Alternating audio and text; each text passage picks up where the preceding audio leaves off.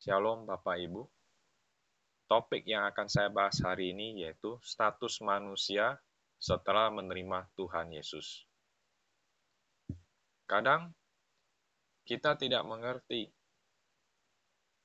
apa yang harus kita lakukan setelah menerima Tuhan Yesus. Apa yang langkah selanjutnya yang harus kita kerjakan?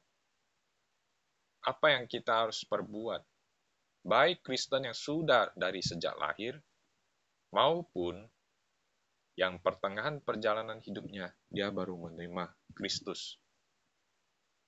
Tidak ada arahan, tidak ada langkah, tidak tahu statusnya sebagai apa, maka topik hari ini sangat penting untuk menentukan status kita. Ketika kita sudah mengetahui status kita tahu langkah kita selanjutnya apa. Mari kita lihat yang pertama-tama, lahir kembali. Lahir kembali ini kita temukan hanya ada di Kristen maupun Katolik. Ayatnya di Matius 28 ayat 19. Karena itu, pergilah, jadikanlah semua bangsa muridku, dan baptislah mereka dalam nama Bapa dan Anak dan Roh Kudus. Kita setiap orang Kristen yang mau jadi pengikut Kristus wajib harus dibaptis. Namun, kebanyakan orang rata-rata hanya ikut euforia saja. Dibaptis, tapi tidak mengetahui arti dari kata baptis tersebut. Kata baptis tersebut sudah ada artinya. Di Alkitab juga sudah kasih informasi yang jelas. Coba kita lihat ayat di Roma 6 ayat 3-4. Atau tidak tahukah kamu bahwa kita semua yang telah dibaptis dalam Kristus telah dibaptis dalam kematiannya. Dengan demikian, kita telah dikuburkan bersama-sama dengan Dia oleh baptisan dalam kematian, supaya sama seperti Kristus telah dibangkitkan dari antara orang mati oleh kemuliaan Bapa, demikian juga kita akan hidup dalam hidup yang baru. Sampai di sini kita tahu baptis itu mati di dalam Kristus dan dibangkitkan bersama-sama dengan Kristus. Yaitu mati bersama-sama dengan Dia dan dibangkitkan bersama Kristus. Ketika kita ditenggelamkan, artinya kita dimatiin. Lalu kita dibangkitkan, keluar dari air, kita bangkit. Segala hal-hal yang lama, segala hal-hal yang sudah terdahulu, janganlah kita pikirkan lagi. Janganlah kita melihat masa lalu lagi. Kenapa? Itu sudah dikubur. Kamu sudah menjadi hidup yang baru. Artinya, kamu seperti dilahirkan kembali.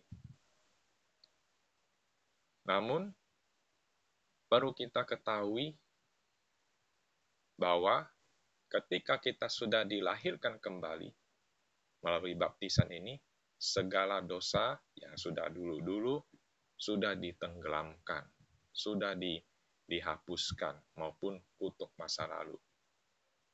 Namun dalam kenyataannya, dalam perjalanan hidup, itu masih ada. Masih ada yang perlu dibereskan. Oleh sebab itu, di dalam gereja-gereja ada namanya pelayanan pelepasan atau pentahiran. Itu kita bahas di topik yang lain. Karena pada hari ini saya akan bahas posisi kita, status kita. Lanjut.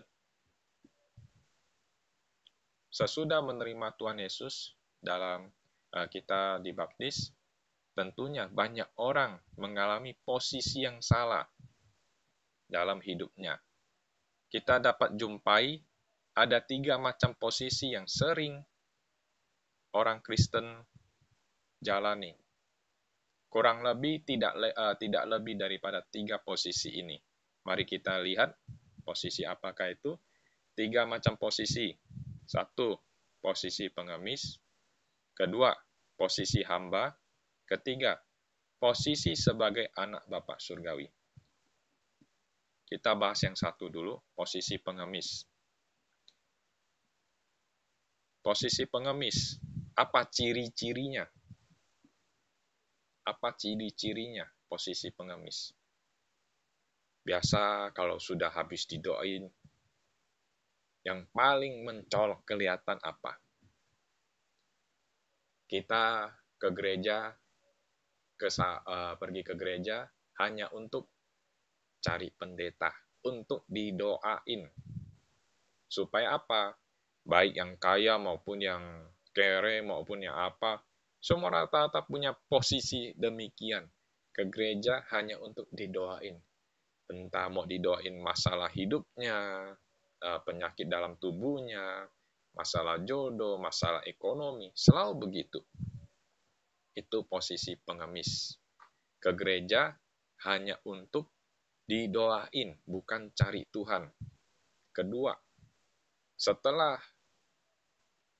berkumpul di gereja sekian lama, selalu dalam hati berpikir, saya mau cari nih pendeta-pendeta yang urapannya tinggi. Supaya apa yang menjadi pergumulan saya dapat diselesaikan. Itu saya ngalamin juga. Jadi saya nggak munafik. Saya pernah di posisi seperti ini. Saya ke gereja hanya untuk cari pendeta untuk didoain. Karena apa yang pendeta doain tidak membuat ada perubahan dalam hidup saya. Saya mulailah mencari info tentang pendeta-pendeta yang punya urapan tinggi, yang punya mukjizat, yang terkenal, yang punya power. Nah, saya cari pendeta demikian. Motivasi hati saya sudah tidak benar.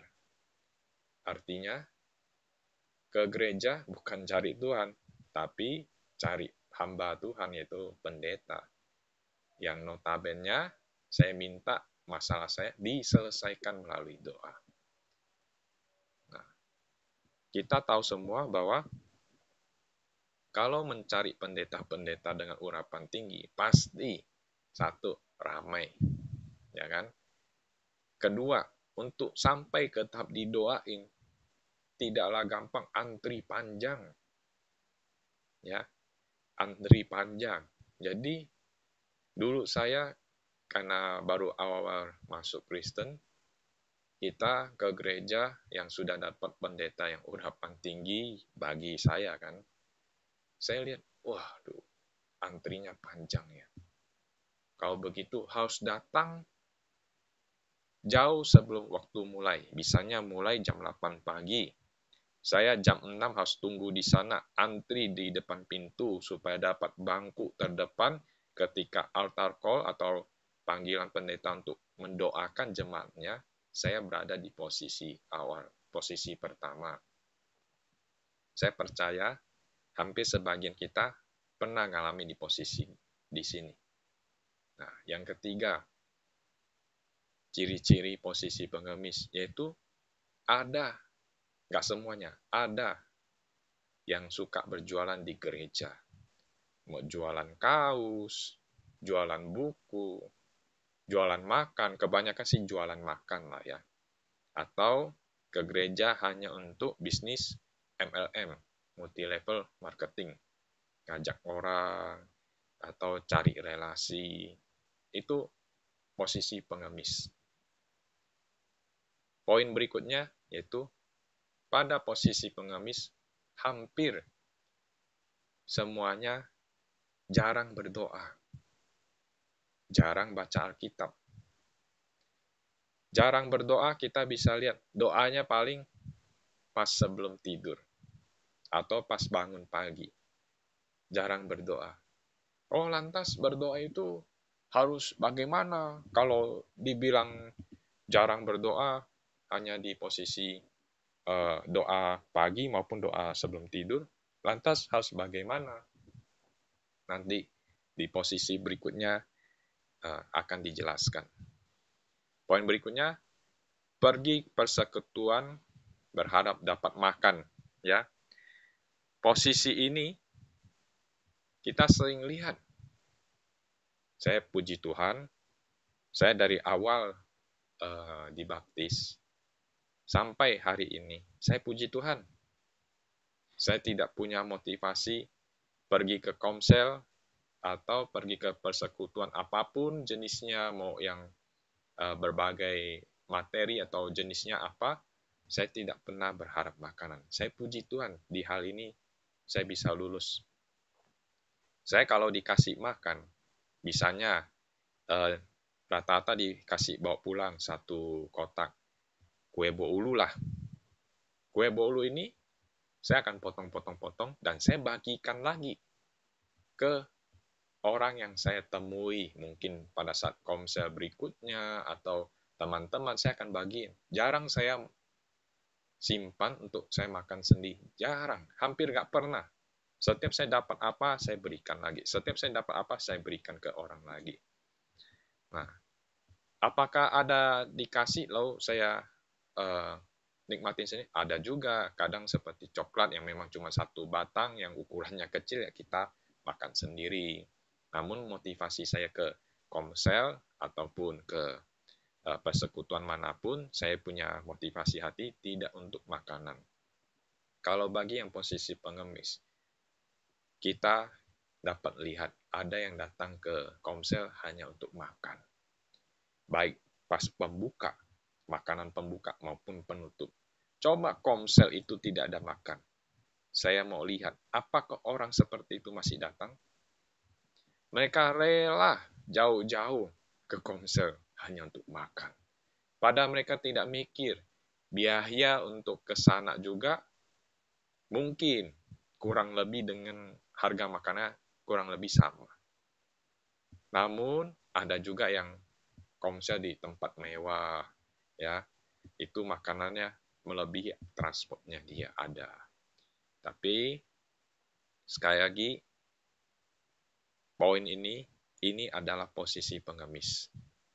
Yang poin berikutnya dalam posisi pengemis, merasa tidak layak di hadapan Tuhan. Merasa tidak layak itu seperti ini. Oh Tuhan, saya orang paling berdosa. Aku tidak layak. Tidak layak aku menghadap Engkau. Tidak layak aku menerima ini. Oh Tuhan, berkati aku saja. Gini. Itu posisi pengemis. Kalian tidak tahu yang Tuhan mau. Sebagai seorang Kristen, kita semua awal-awal tidak tahu kehendak Tuhan. Inilah poin-poin posisi pengemis. Memang masih banyak lagi, ada lagi yang ke gereja motivasinya untuk apa? Cari jodoh. Lihat ada cewek cantik maupun cowok ganteng atau berbagai macam lah di sana. Ada yang motivasinya pingin dilihat orang, pingin pamer. Itu posisi pengemis semua. Nah, setelah kita bahas topik ini, saya harapkan kita semua tidak ada di posisi pengemis. Saya pernah di posisi ini, tetapi tidak semua poin saya jalankan. Maksudnya tidak semua poin dialami saya. Saya paling poin yang cari pendeta dengan urapan tinggi berharap masalah selesai. Nah, lanjut ke posisi berikutnya. Posisi berikutnya itu posisi hamba. Ini naik level nih. Dari posisi pengemis ke posisi hamba. Ya, kita lihat poin-poinnya di posisi hamba. Posisi hamba, poin 1, bukan melayani Tuhan, tapi melayani pendeta. Tidak perlu munafik. Kebanyakan ke gereja, pelayan-pelayan Tuhan, hamba-hamba Tuhan, bukan melayani Tuhan, tapi melayani atasannya, pendetanya. Nah, kita bisa lihat bahwa ketika pendetanya datang, dia hormat banget. Seolah-olah itu benar-benar wakilnya Tuhan isinya. Suci, suci, kudus, ya. Jadi ketika pendetanya datang, dia benar-benar hormat, pendetanya suruh apa, dia lakukan, pendetanya mau apa, dijaga dengan ketat. Untuk apa semua itu? Gak guna. Status pendeta itu sama seperti kita, sama-sama anak Bapa Surgawi, tidak lebih dari itu. Cuman dia dapat posisi untuk membagikan firman Tuhan. Bukan berarti kita harus hormatnya berlebihan istilahnya. Banyak kita jumpai ke gereja, rata-rata petugas gereja itu, pelayan-pelayan di gereja itu, kamu lihat perlakuan mereka terhadap pendeta seperti memperlakukan seorang kaisar. Itu jangan, itu posisi hamba. Jangan ada itu dalam diri kita. Lantas harus bagaimana? Dianggap biasa aja. Gak perlu kita sampai, wah ini orang suci kudus, harus begini-begini. Gak usah, gak usah. Itu, anggap itu sebagai teman kita. Kita sesama anak-anak Bapa Surgawi, anggap itu teman kita. Jangan sampai kita merasa bahwa itu melebihi Tuhan. Jadi yang kita layani itu Tuhan, bukan pendeta, bukan orang-orang sekitar sana. Kita cukup kalau orang datang ya kita beri senyum, salamin, udah. Tidak, jangan sampai kayak ada orang kaya datang, yang ya kaya dilayani. Oh iya Pak, silakan duduk di depan. Sedangkan yang kere-kere, oh iya duduk di belakang aja. Kadang nggak dilihat. Banyak kan begitu kan? Nah, saya kasih kamu tahu. Posisi hamba tidaklah menguntungkan bagi kalian semua. Karena yang kita layani bukanlah Tuhan di posisi ini. Kita malah melayani manusia. Jangan ada seperti ini di hidup kita. Habis itu, melayani tanpa mikir dari Tuhan atau bukan isiannya. Pendeta suruh, kamu pergi ke sini, layanin begini-begini. Kamu pergi ke sini, layani. Setiap hari bakal ada tugas, termasuk doa keliling lah, doa syafaat lah, yang pendeta suruh. Yang sekiranya yang menghabiskan waktumu untuk untuk melayani Tuhan. Sebenarnya yang waktu yang terhabis itu bukan untuk melayani Tuhan, melayani keinginan pendeta tersebut. Kita harus bisa bedakan. Ini dari Tuhan atau bukan. Minta konfirmasi dari Roh Kudus. Tanya. Nggak mungkin setiap hari dicocari dengan pelayanan seperti ini. Ada waktu untuk Tuhan, di mana kita duduk tenang, chatting sama dia, komunikasi dengan Tuhan. Itu yang Tuhan mau. Makanya di kejadian Marta dan Maria, Marta sibuk dengan segala urusan di dapur, di ini. Dia sibuk mempersiapkan segala sesuatu. Sedangkan Maria duduk diam di samping kaki Tuhan.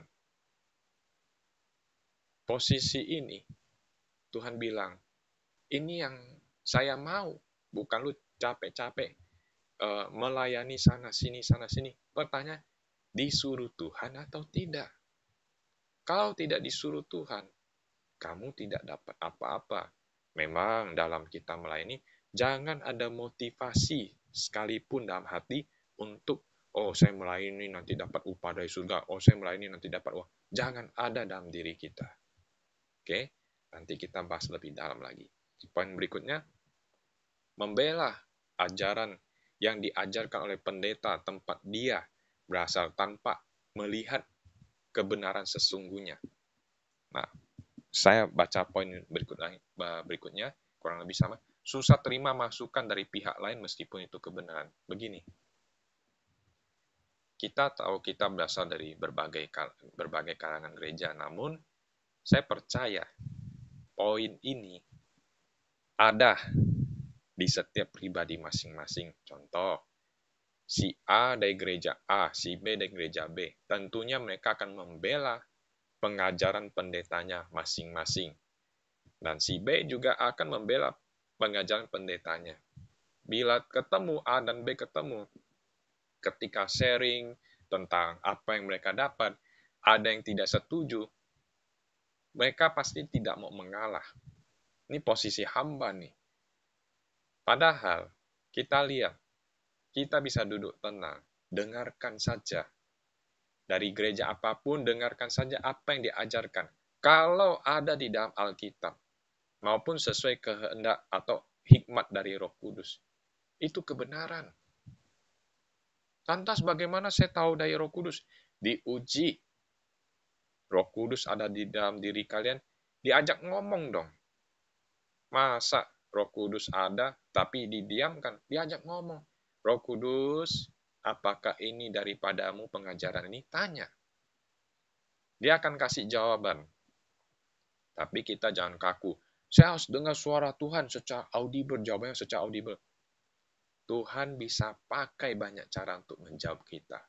Baik kita lagi baca Alkitab, baik kita lagi ketemu teman, baik kita lagi saat dengar pendeta khotbah, itu ada jawabannya. Makanya Tuhan bisa jawab dengan berbagai cara. Jangan kaku, jangan bilang, saya mesti dengar suara Tuhan. Kalau Tuhan tidak ngomong berarti tidak jawab. Itu sama juga membentengin diri. Padahal Tuhan bisa pakai berbagai cara. Dia mau ngomong secara langsung, bisa. Dia mau pakai cara pas lu baca Alkitab, bisa. Semua bisa. Jadi saran saya di posisi ini, kita sebagai anak Bapa Surgawi, mau terima apa yang sharing dari luar, yang menurut kita itu kebenaran. Jangan kita menjadi ahli-ahli Taurat, yang ketika Mesias datang, mereka tidak percaya pengajarannya, mereka kaku. Janganlah seperti itu. Ya. Poin berikutnya, waktu banyak habis untuk pelayanan, bukan untuk Tuhan. Ya, seperti yang saya jelaskan tadi, ya. Jadi, waktu habis untuk melayani keinginan pendeta, bukan untuk melayani Tuhan, bukan untuk quality time sama Tuhan, ya. Kalau posisi ini senang bila didoain dan senang untuk mendoakan. Posisi hamba ketika pendetanya ajak berkumpul. Ayo anak-anak kumpul. Nah, dia paling senang tuh didoain. Paling senang juga ketika ada ketemu orang yang sakit, dia juga paling senang mendoakan. Padahal dia yang tidak tahu posisinya apa. Posisinya sebenarnya tidak masalah dalam hal mendoakan, tapi disuruh atau tidak disuruh oleh Tuhan. Nah, pada posisi ini, banyak orang sombong rohani. Kebanyakan sombong rohani. Dan merasa powerful. Karena apa? Urapan bisa didapat dari penyaluran dari pendeta-pendeta yang mereka dapat, ya. Itu urapan. Kita kalau ngomong soal urapan panjang lagi, tapi kita bahas posisi dulu. Ini yang penting. Ya, rata-rata posisi hamba itu kita bisa lihat sombong rohani dan merasa powerful. Nah, itu tidak boleh ada dalam diri kita, ya. Kita lanjut di posisi berikutnya. Nah, ini posisi yang benar. Posisi sebagai anak Bapa. Ini posisi yang benar. Posisi sebagai anak Bapa, kita lihat. Saya bahas dulu dari lahir baru. Lantas apa bedanya? Orang lahir kembali dengan lahir baru? Beda dong. Ini dua hal yang berbeda.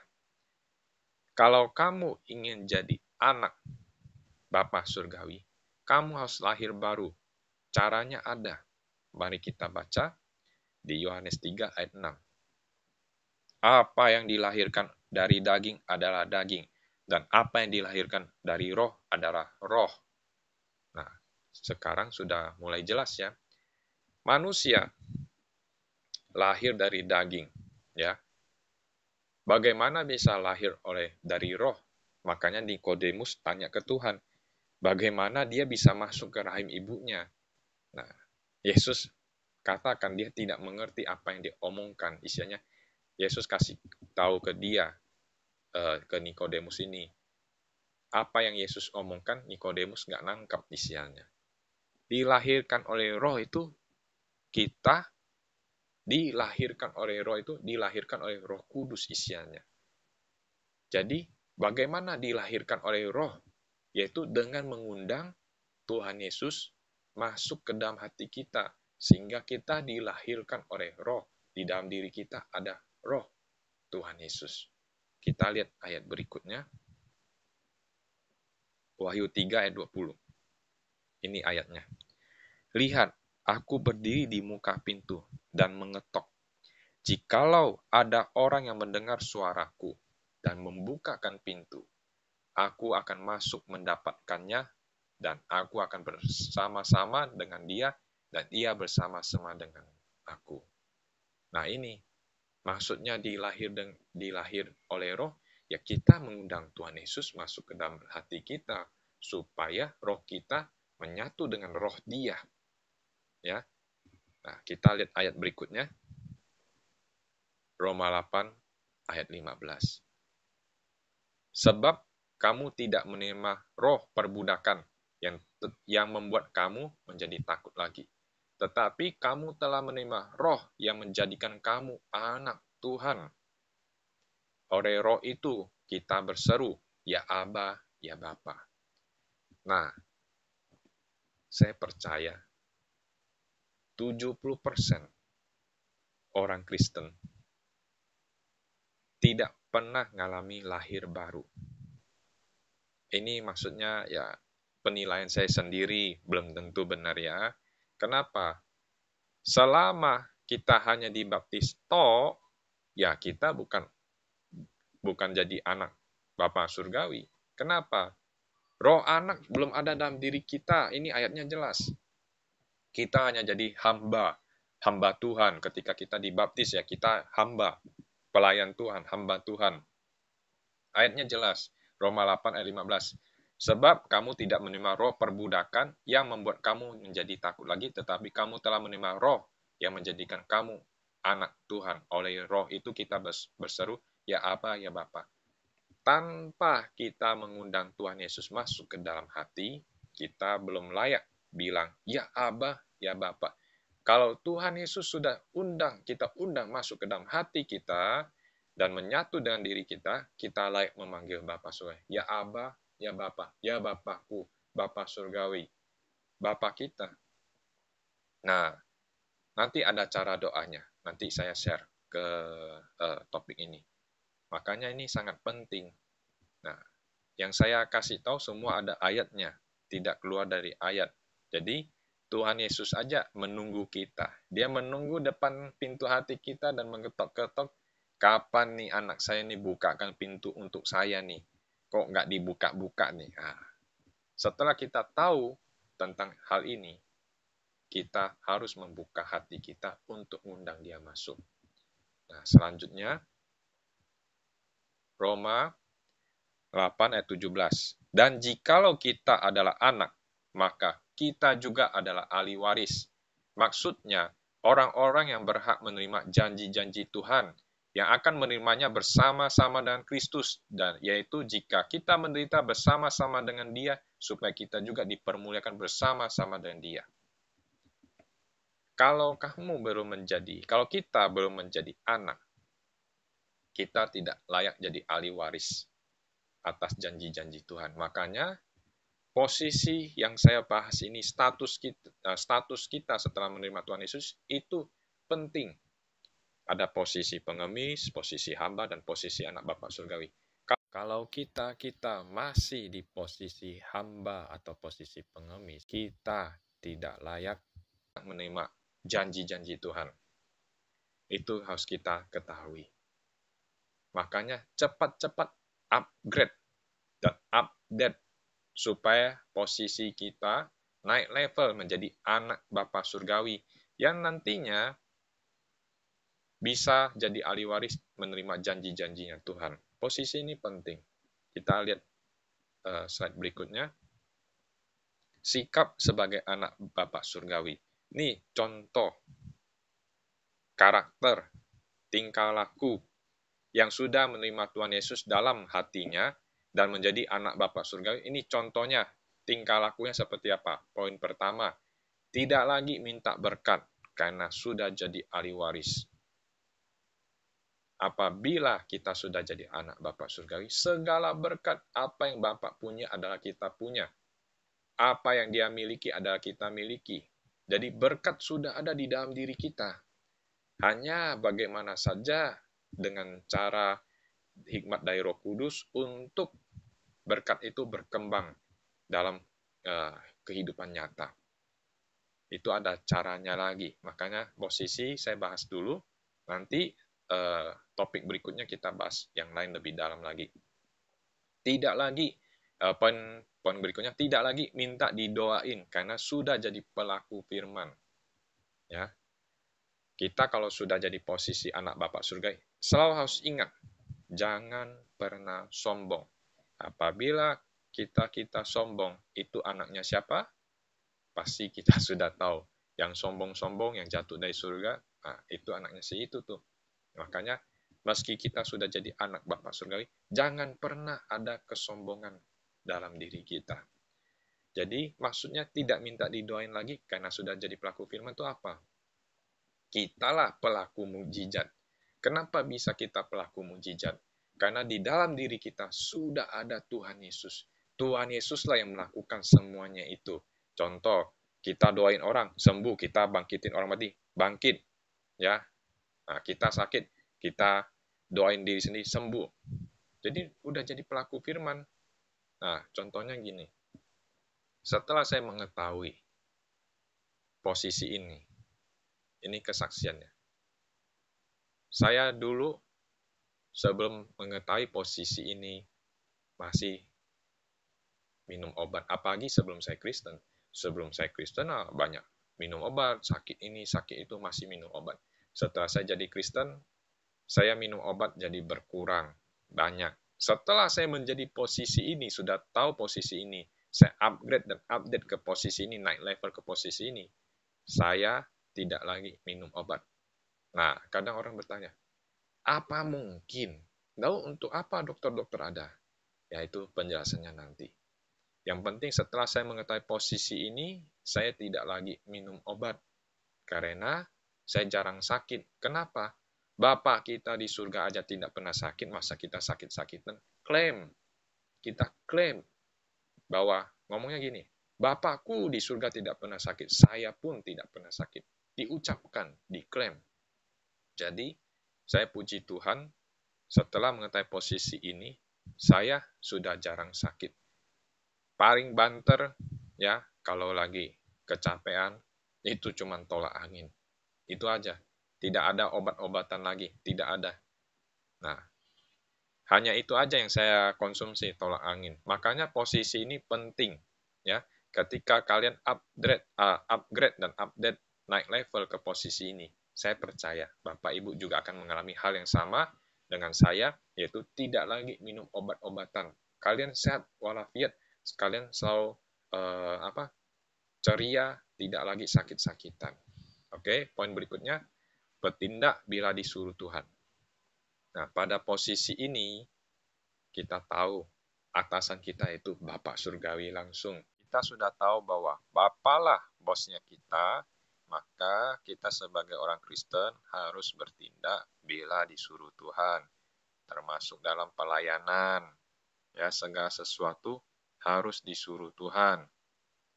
Jadi, pasti banyak orang bingung. Gimana bisa tahu ini dari Tuhan, dari ini, dari apa, dari ini, dari itu. Kita punya Tuhan diajak bicara, kita punya Tuhan Yesus diajak ngomong dong.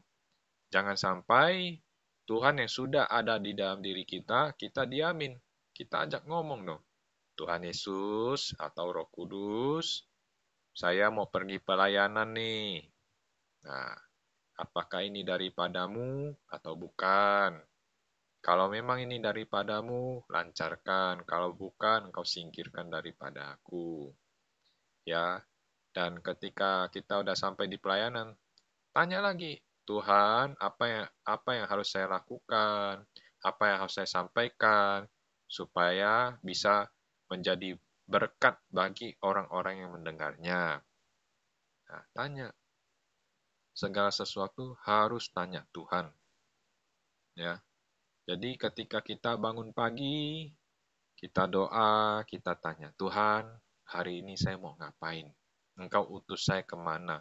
Saya harus pergi kemana? Atau kadang juga Tuhan bilang, duduk diam, baca Alkitab, doa. Nah, duduk diam, chatting sama dia. Bisa, banyak. Malahan banyak kan Tuhan suruh apa? Chatting sama dia, mau komunikasi dengan dia. Itu karakter sebagai anak Bapa Surgawi. Bertindak bila disuruh Tuhan. Berikutnya, tidak merendahkan diri sebagai hamba yang tidak layak. Kebanyakan dari kita selalu mikir, aduh, saya dulu begini nih. Saya dulu begitu tuh. Saya dulu begini, begitu, begini, begini. Nggak akan habis. Padahal kita tahu, kita ini sangat berharga di mata Dia. Apalagi kita sudah menjadi posisi anak Bapa Surgawi. Di Alkitab ada bilang, satu orang bertobat, seisi surga bersorak-sorai. Bayangkan loh, seisi surga, hanya satu orang bertobat. Apalagi kita anak-anaknya, kita berharga, kita teramat berharga. Jadi jangan merendahkan diri, aku tidak layak, aku ini, aku itu. Jangan lagi. Poin terakhir, hidupnya sudah untuk Kristus. Apapun yang kita lakukan, hanya untuk kemuliaan Dia, hanya untuk Dia. Sebab kita sudah menyerahkan semuanya kepada Tuhan Yesus. Dan Tuhan Yesus menjamin segala yang kita butuhkan, Dia sediakan. Asal apa yang kita butuhkan tidak mencelakakan kita atau tidak membuat hubungan kita dengan Dia jadi renggang. Sampai di sini apa yang saya sampaikan, seperti yang tadi saya bilang, saya akan kasih tahu caranya bagaimana kita naik level, mengundang Tuhan Yesus masuk ke dalam hati kita, dan kita sah jadi anak Bapa Surgawi. Begini caranya. Kita berdoa, Bapa Surgawi, aku tahu bahwa apa yang telah saya perbuat dulu maupun sekarang, baik itu pikiran, maupun perkataan, maupun hati saya, maupun perbuatan saya, banyak yang belum berkenan padamu ya Bapa. Ampunilah aku ya Bapa Surgawi, dan dengan darah Tuhan Yesus, segala dosa pelanggaranku dihapus dari alam roh, dari jejak-jejak di alam roh, dari kitab perbuatan baik dan jahat. Sekarang saya mau mengundang Tuhan Yesus masuk ke dalam hatiku, sebagai Tuhan, Raja, dan Juru Selamat.